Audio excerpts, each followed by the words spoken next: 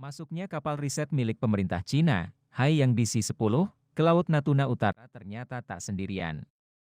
Peneliti dari Indonesia Ocean Justice Initiative, Imam Prakoso mengatakan pihaknya melihat masuknya kapal riset itu pun dikawal Coast Guard Cina. Kapal riset itu diketahui kembali masuk ke perairan Natuna Utara setelah sempat keluar pada akhir September lalu.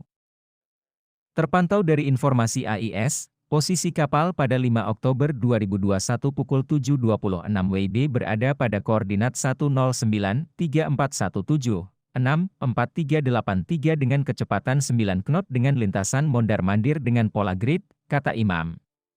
Imam menduga, pergerakan kapal tersebut yang sempat keluar dari Laut Natuna Utara dilakukan untuk mengisi perbekalan di gugusan Pulau Karang yang dikuasai Tiongkok di Laut Cina Selatan.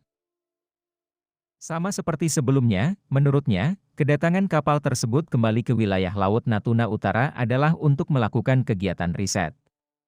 Masih dengan pengawalan Coast Guard dengan perbekalan penuh terisi kembali, paling tidak sebulan lagi masih akan berada di Laut Natuna, kata Imam.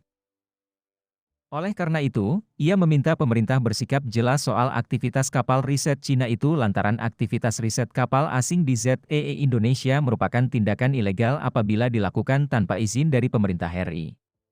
Ia mengatakan aktivitas kapal itu melanggar hak berdaulat terhadap kegiatan eksplorasi dan eksploitasi SDA seperti yang diatur dalam hukum internasional. Lumayan lama juga hingga terakhir kapal riset itu meninggalkan Laut Natuna Utara itu tanggal 29 September, kata Imam. Momen keberadaan kapal riset Cina di Natuna Utara pada September lalu dikawal kapal Coast Guard negara itu dengan nomor lambung CCG 4303.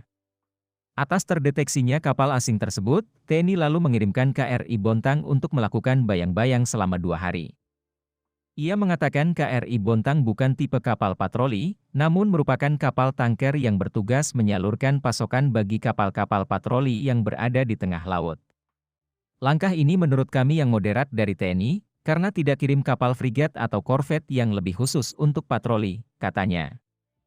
Atas masuknya kapal riset Cina pada September lalu, TNI Angkatan Laut menyatakan tak ada aturan yang mengatur bahwa harus kapal frigat atau korvet yang melakukan pengawasan. Terhadap jenis kapal riset Cina yang dimaksud, tidak ada protap yang menyebutkan harus diintercept atau dibayang-bayangi oleh frigat atau korvet, akan tetapi kapal perang atau KRI, apapun jenisnya. Hal ini tertuang dalam artikel 29 Unclos 82, Tutur Laude. Jadi tidak ada ketentuan harus korvet atau frigat dalam menghadapi kapal riset Cina tersebut, imbuhnya. Untuk perkembangan masuknya kembali kapal riset Cina di kawal Coast Guard ke Natuna Utara itu belum mendapatkan konfirmasi dari TNI Angkatan Laut. Apabila aktivitas tersebut ilegal, maka pemerintah berhak mengusir kapal tersebut keluar ZEE Indonesia, katanya. Diketahui kapal yang sama terdeteksi berada di Laut Natuna Utara sejak akhir Agustus lalu. Dari pola pergerakannya, kapal itu diduga tengah melakukan riset.